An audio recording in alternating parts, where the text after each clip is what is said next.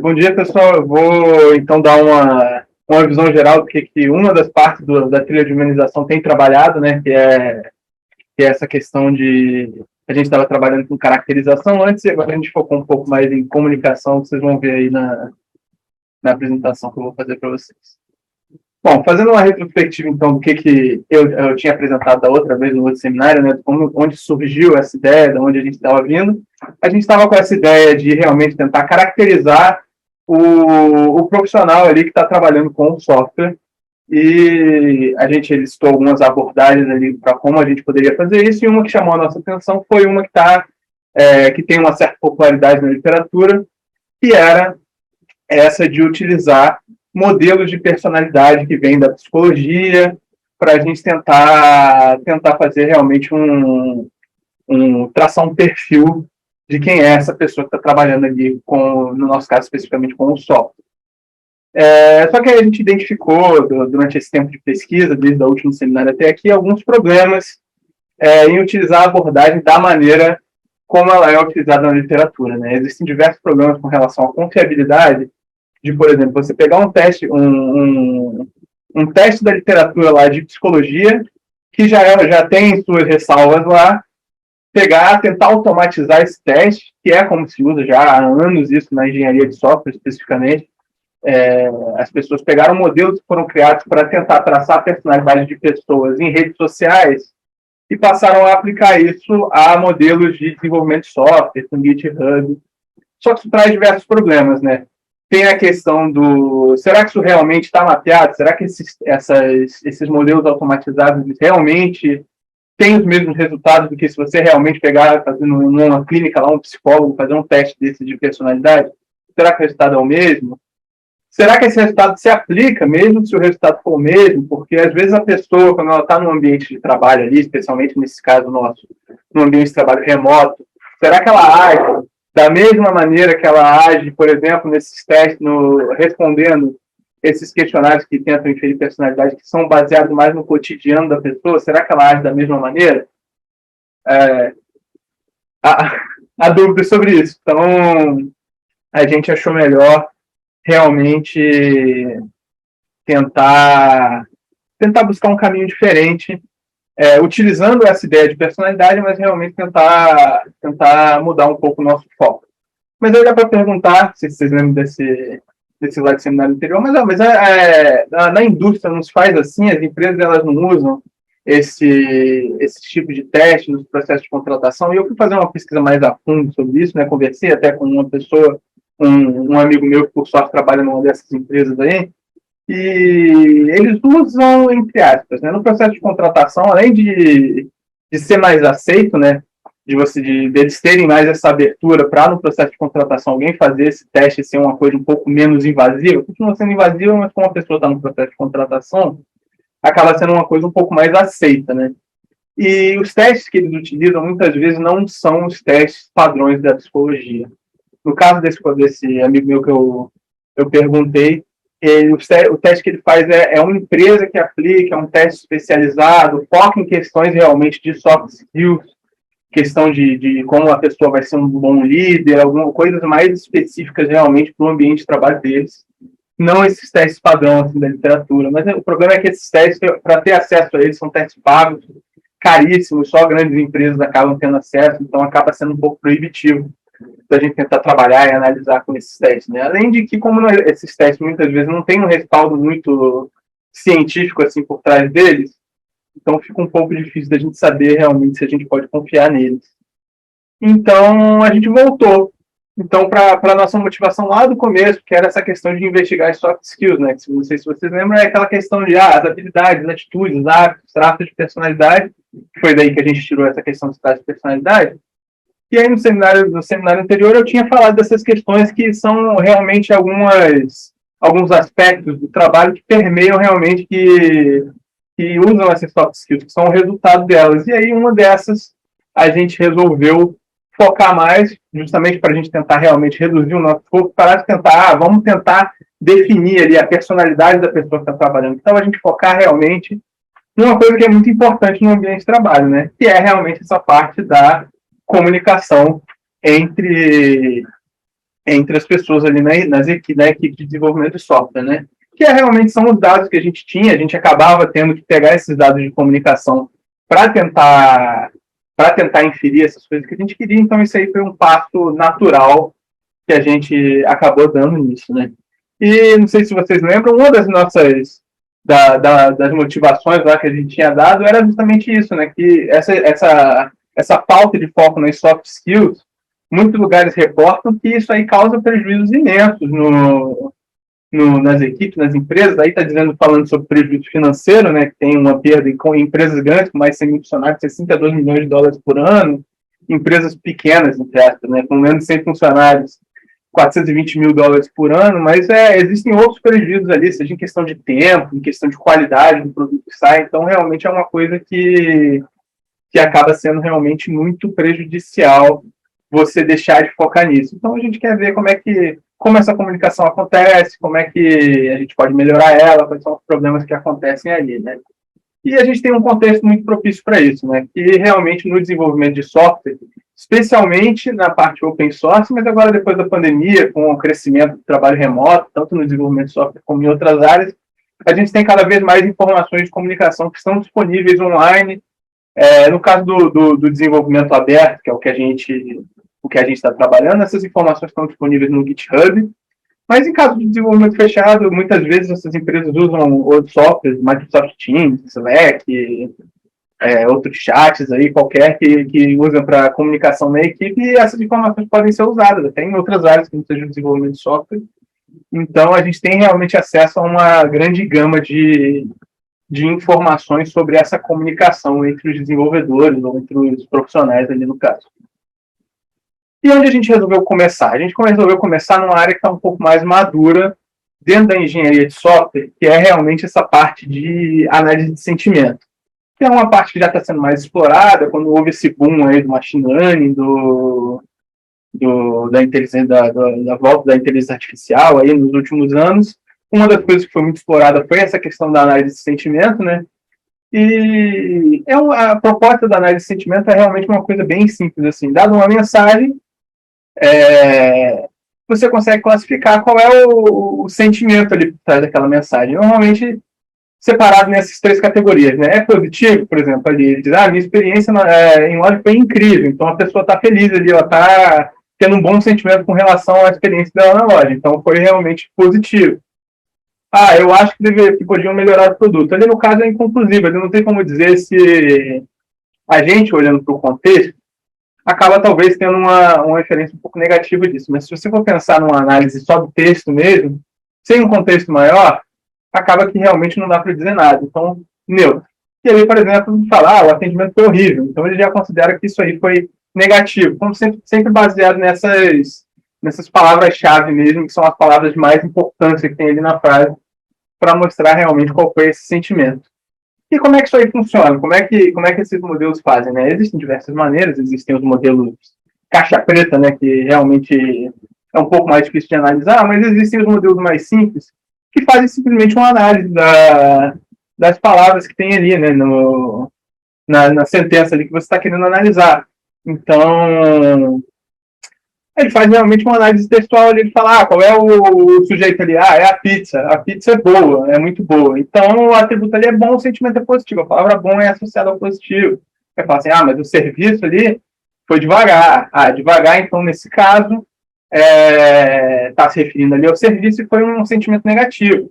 Muitas vezes o que esses algoritmos fazem é fazer um score, né? No caso dessa frase aí, talvez sairia até como neutra, né? Porque você tem uma frase ali, dentro da frase, você tem uma parte que é positiva, outra parte que é negativa, ele meio que considera que isso se anula. Existem outros modelos que consideram a força ali, se for um adjetivo mais forte, então acaba sendo mais negativo. Então, é mais ou menos assim que funciona. E aí a gente teve uma ideia, por que então a gente não pega essa teoria da análise de sentimento e aplica isso justamente à análise de personalidade? Porque se você for olhar o algoritmo ali, somente o que está no estado da arte da literatura dessa parte de personalidade, medido de maneira automatizada, A maneira como esses algoritmos que inferem personalidade funcionam é bem parecido com esses algoritmos de análise de sentimento. Eles pegam as palavras-chave, fazem um score, só que em vez de ser uma coisa positivo, neutro e negativo, eles têm várias classes ali, né? Essa palavra-chave aqui está mais associada com um sentimento negativo. Aí vai naquela característica ali que é o neuroticismo, que tem a ver com os sentimentos negativos da pessoa. Como se fizesse, em vez de ter um score só de sentimento, ter vários ao mesmo tempo, cada um daqueles eixos ali do modelo do Big Five, né, que é o modelo de personalidade. É assim que esses algoritmos funcionam. Então aí a gente estava pensando, se usa o modelo de sentimento assim, sem você precisar analisar, porque esses modelos normalmente têm a limitação de que você precisa de grandes quantidades de texto de uma mesma pessoa, porque eles vêm de redes sociais, né? Então, digamos, você pega todas as mensagens no Twitter lá da pessoa e você tenta inferir a personalidade da pessoa baseado nessas mensagens, o que acaba já sendo um pouco duvidoso, né? Mas a gente pensou, será que a gente não podia fazer realmente de uma maneira com um escopo mais limitado? O que aquela mensagem tá mostrando em termos de um traço de personalidade? Será que a pessoa tá realmente mostrando uma emoção negativa ali que acabaria se traduzindo num neuroticismo? Ou a pessoa está mostrando ali uma abertura, alguma coisa que foi falada para ela, então entraria ali no openness, ali no O do Big Five ali. Será que a gente não consegue fazer de um escopo mais limitado essa medida? Então é isso que a gente está explorando agora com esse modelo de personalidade.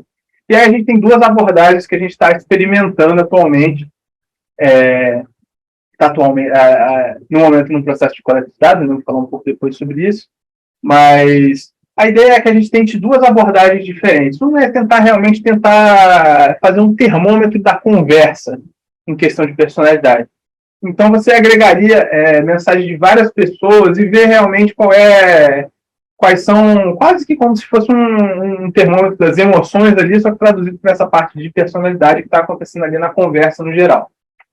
E a outra abordagem que a gente queria testar realmente é focar na mensagem individual, como se faz na parte de análise de sentimento. Realmente seria uma abordagem um pouco mais tradicional e comparar as duas e ver realmente qual funciona melhor, o que a gente consegue tirar disso. Então, realmente, a ideia realmente é comparar esses dois, e aí isso é uma coisa que até pode ser por si só um estudo realmente comparando essas duas abordagens, né? Para fazer isso, a gente tem uma base de dados atualmente, a gente já tem mais de 500 mil mensagens coletadas de desenvolvedores no GitHub, de 9 projetos separados. A ideia é crescer realmente essa base de dados, coletar mais projetos, ter bem mais mensagens, então realmente a ideia é só ir aumentando isso aí. E rodar realmente todos esses experimentos, análises, fazer validações com as pessoas olhando o texto manualmente para ver se realmente está correto em cima desses dados aí. E um outro estudo que a gente está considerando, né, porque naquele slide que eu falei sobre os problemas da medição de personalidade, tem alguns estudos ali que falam realmente, fazem essas críticas sobre esses modelos. E um ponto que tem lá levantado é por que em vez de usar esses modelos, a gente não tenta buscar esses traços de personalidade em outras coisas que já são conhecidas? Será que a gente não consegue? A gente tem vários artigos sobre ações ou situações que acontecem no desenvolvimento de software que já estão ali documentadas. Será que a gente não consegue associar elas com algum perfil de pessoa ou algum traço de personalidade? Será que a gente não consegue fazer essa associação? E uma coisa que me vem à mente, por exemplo, existe na literatura de engenharia de software, né, a ideia chamam-se mau cheiros da comunidade. Seriam problemas realmente que você consegue identificar, que a ideia realmente do mau cheiro na engenharia de software é aquela questão de você olhar para aquilo, e explicando de maneira bem simplificada, né, aquilo ali realmente não me cheira bem. Então, pode ser que isso aqui cause um problema, não é uma coisa boa. Então, eu tenho 2 exemplos ali que tem na literatura de engenharia de software, nessa parte de mau cheiro da comunidade, que é, por exemplo, o gargalo e o que chamam de lobo solitário. O primeiro é aquela pessoa na equipe que tudo tem que passar por ela. Mesmo que ela não tenha realmente um papel de gerência, tudo tem que passar por aquela pessoa. Ela quer estar envolvida em todos os projetos, em todas as mudanças. E o outro lobo solitário é aquela pessoa que não se comunica com ninguém. É aquela pessoa que só trabalha, manda o resultado dele lá, não fala com ninguém, não dá feedback para ninguém. E isso aí são coisas documentadas, os efeitos disso no desenvolvimento de software já são relativamente conhecidos. Então, será que a gente não consegue relacionar essas características, essas coisas que acontecem na equipe com essa parte da personalidade? Será que o lobo solitário ali, por exemplo, vou dar um chute aqui realmente, mas será que o lobo solitário ali, por exemplo, não é uma pessoa mais introvertida? Será que não tem essa possibilidade? Não, a gente pode olhar não só para a personalidade, tem outras questões aí também. Nessa parte de aspectos humanos, tem questões de tipos de liderança, outras coisas assim. Será que essas coisas não afetam esses fenômenos que já são conhecidos? Então, realmente, são estudos realmente que a gente está considerando e olhando realmente para ver a possibilidade de ver realmente se existe uma relação entre essas coisas e ver realmente o que a gente pode tirar disso, né? Uma outra questão que a gente parou para analisar, que acaba sendo uma consequência de olhar para essa comunicação, é olhar realmente para a questão de toxicidade na comunicação. Por quê? Especialmente na comunidade de engenharia de software, e especialmente no open source, é muito conhecido, se fala muito sobre os problemas dessa questão da toxicidade. Existem casos notórios, por exemplo, o desenvolvimento do Linux é muito conhecido porque eles usam e-mail para se comunicar, e nas mensagens lá as pessoas costumavam se xingar, rolarem brigas lá no meio, vários problemas em cima disso. Então realmente é uma coisa que existe interesse em estudar quais são os efeitos disso no desenvolvimento de software, né? Essa aí que tenho no slide é uma taxonomia que foi feita recentemente, publicada ano passado, sobre qual é a natureza, como funciona essa toxicidade no mundo moderno, no GitHub, que já passou dessa era do e-mail realmente. Aí tem alguns exemplos ali, seja insultos, da pessoa ser arrogante, dela tentar enganar outro, dela ser pouco profissional. Aí o porquê que isso acontece? Ou é porque a pessoa errou, ou porque os dois discordaram, às vezes por causa de política, às vezes porque a pessoa teve uma interação anterior ruim com a pessoa. Então tem diversas características já documentadas na literatura e a gente realmente pode olhar para isso e ver realmente, tentar ver quais são os efeitos, né? A gente especificamente estava olhando, pretende ainda olhar, né? Mas a gente ainda está estudando isso, é a questão de, por exemplo, será que isso aí afeta a produtividade dos desenvolvedores? Será que realmente a pessoa que está trabalhando lá recebe um comentário super tóxico? Será que ela continua trabalhando realmente com a mesma intensidade? Porque uma coisa, por exemplo, que essa taxonomia aí fala, e eles demonstram lá no paper que publica, é que a pessoa recebe um comentário tóxico, ela tem uma chance bem grande do próximo comentário dela ser tóxico, responder com toxicidade aquela toxicidade que ela recebeu. Então isso acaba afetando a pessoa de alguma maneira, né? Será que isso se alastra para outras características ali, outras partes do desenvolvimento? É isso que a gente quer saber, né? E existe, nesse caso aí da toxicidade, já alguns modelos na literatura. Teve esse aí que foi o principal que a gente usou, que foi publicado em duas conferências, uma conferência, um journal, no caso, né, de bastante influência na área, que a gente testou com os dados que a gente tem, e a gente acabou realmente achando duas coisas. Um, que tem muito poucas mensagens, isso aí já é esperado, né, porque espera-se que nem todas as mensagens que tem no desenvolvimento lá vão ser tóxicas, isso aí já era esperado, mas o problema é que, como eram poucas mensagens, a gente conseguiu fazer uma análise manual de praticamente todas as mensagens que a gente achou. Eram mais ou menos 1.000 mensagens e eram muito falsos positivos. Coisas realmente, às vezes, simples, de palavras comuns serem confundidas com xingamentos, coisas tipo dia da mentira, ó, 1º de abril em inglês é April Fool's Day. Aí tinha uma pessoa que escreveu isso e achou que o algoritmo lá achou que a pessoa que escreveu isso estava chamando o outro de fool. Aí falou assim, é um comentário tóxico. Não, não necessariamente.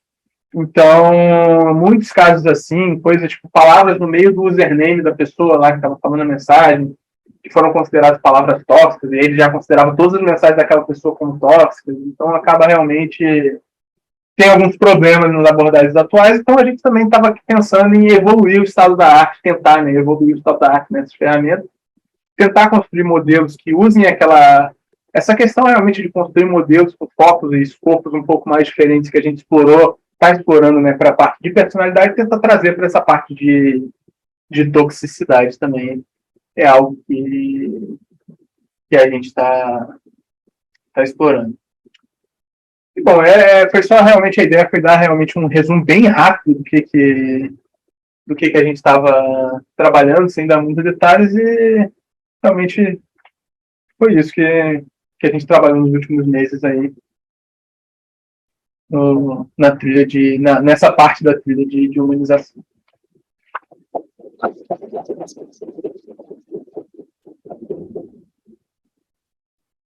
Assim, primeiro, parabéns pela evolução do trabalho. Na verdade, assim, quando você estava comentando sobre a questão do entendimento, né, o que realmente é tóxico, o que não é, né, isso me remeteu a uma biblioteca que vem da Apple, né, de Machine Learning, que é voltada para a identificação semântica de textos. Né? E parece que eles fizeram um refino há pouco tempo bem interessante, cara, sobre essa questão, e talvez isso possa ser uma relação de trabalho relacionado, nesse contexto, então talvez dá uma olhada nisso, não sei se você já conseguiu É uma área bem interessante porque ela está em evolução constante, né? Esse algoritmo aqui, essa ferramenta, ela usa um modelo da Google que é o competidor do GPT, que agora está famoso por causa do ChatGPT, que é o BERT, que é o nome. É a versão da Google do GPT. Então, realmente é uma coisa que está no estado da arte, realmente, do que se tem dessa parte de detecção de texto. Então, é bem interessante trabalhar nisso, ver a evolução assim rápida essa parte. Essa semana mesmo saiu o tal do GPT-4, né? Que tá todo mundo falando. Então, quem sabe a possibilidade de aplicar algo assim para fazer esse tipo de detecção pode ser. Tem uma reportagem, não sei se você viu, né? Falando que pegaram um doutor, um especialista, parece, na área, né? E aí ele queria ver se tinha de fato sentimentos, né? Do GPT, né? Não sei se algum de vocês viu isso, essa reportagem. E aí ele fez vários testes, cara, para poder identificar. E aí teve um outro especialista que também se envolveu nesse processo de análise, né? E aí eles perceberam que era uma coisa realmente assim, não é bem sentimentos, mas chegou um determinado momento depois da conversa que ele falou assim: será que isso aqui que ele está me respondendo agora é ou não é um sentimento? E aí ficou em aberto isso. Né? Então, assim, eu achei muito interessante assim, o tipo de análise e trazer um especialista, né, para poder, de fato, né, fazer esse tipo de avaliação inicial. Né? É claro que numa reportagem desse tipo, né, o cara não vai chegar a uma super conclusão, né, devido à velocidade, mas eu achei muito legal assim, a menção, né, e tem muita relação com o que você está comentando. Poxa, faz um resumo bem rápido do que você apresentou, que é a evolução do de conhecimento, mais, né, dessas técnicas e tal, eu resumo de cada uma. Fala um pouco do trabalho experimental envolvido, por exemplo, usando a técnica de aprendizado de fundo, o que você fez nessas últimas semanas aí. Nesses últimos tempos aqui, eu cheguei a dar uma explicada, né? Especialmente nas últimas semanas que você estava falando, a gente focou mais nessa parte da sociedade, né? E a gente testou diferentes modelos. Essa ferramenta aí, ela tem a possibilidade de você treinar com técnicas de machine learning tradicionais, com essas técnicas mais avançadas e tal. Então, a gente realmente fez essa parte de experimentação, pegar esses dados que a gente tem, que apesar de serem ainda um pouco limitados em questão de quantidade, né? Pelo menos quando a gente está trabalhando com Big Data, que a gente tem milhões de mensagens, mas jogando elas ali, a gente realmente experimentou, viu quais modelos são melhores. A gente viu que, interessantemente, as técnicas mais antigas de machine learning, as mais comuns, decision trees, essas coisas mais padrão, não são tão piores assim que essas técnicas do estado da arte. Assim, é mais uma questão de como você refina o dataset em si, como você coloca ele no modelo, como você modela realmente esses algoritmos. Então, realmente, a gente teve vários insights interessantes sobre como é que a gente pode fazer esse tipo de detecção, né? E a gente encontrou diversas limitações, a gente se deparou com diversas coisas, olhou modelos de personalidade. Os modelos de personalidade, eles têm diversos problemas também. Eles são baseados em técnicas antigas.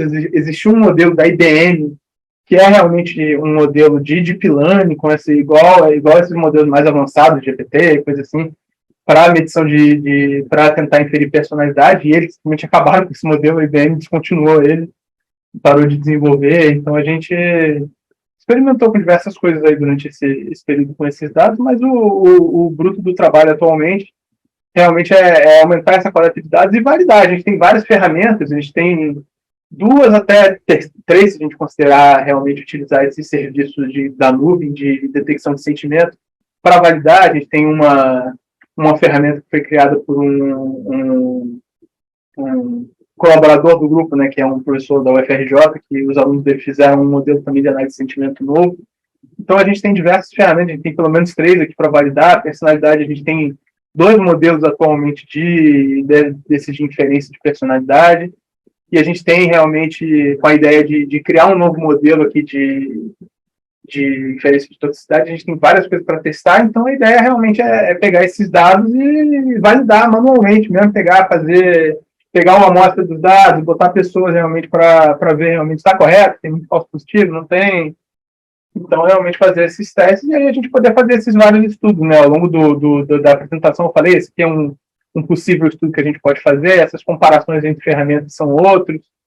Então, realmente, a gente tem diversos estudos engatilhados ali, que é só realmente a gente pegar esse dado, validar, e tendo essa validação, a gente realmente já pode começar a realmente botar a mão na massa e progredir realmente. Esse é um trabalho em termos de tempo de processamento, recursos, armazenamento, se beneficiaria daquela colaboração com a AWS, né? Que a gente estava explicando que às vezes assim, bota para rodar esses algoritmos de aprendizagem de máquina. Somente esse de Deep Learning aí precisa de GPU para rodar, demora, é sempre uma complicação.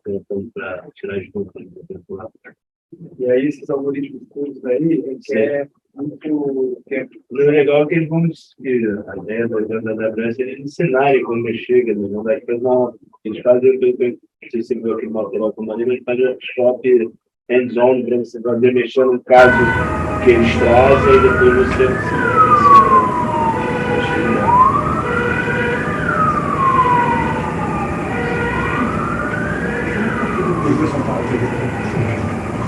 duas coisas são legais de computação. Como você falou sobre machine learning, na prática, o show da arte hoje tem muita coisa que não é tão recente. É muita teoria que usa hoje, o show da arte, que vem de 30 anos atrás.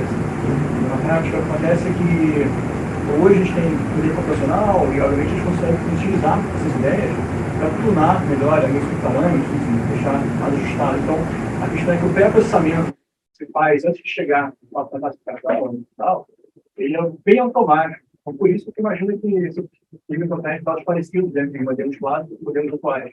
Porque a diferença é essa. Os modelos atuais, eles se autoajustam. Eles ensinam a ver melhor do que os antigos, melhor do que a gente pode fazer, mas eles ainda são bem parecidos. Mas o que eu quero contribuir com vocês é o seguinte: naquele modelo que você falou de personalidade, que fora rápido, você está falando sobre o esporte, né? Chegou a estudar alguma coisa nesse sentido, de relação às palavras, de personalidade, ou você vai falar uma coisa mais simples? A gente chegou a experimentar a modificar nada, não. Ele tem o que os modelos atualmente que tem na literatura tem é que existe um dicionário, né, que é o LIWC, que é o nome, LWC. Não sei se você já ouviu falar.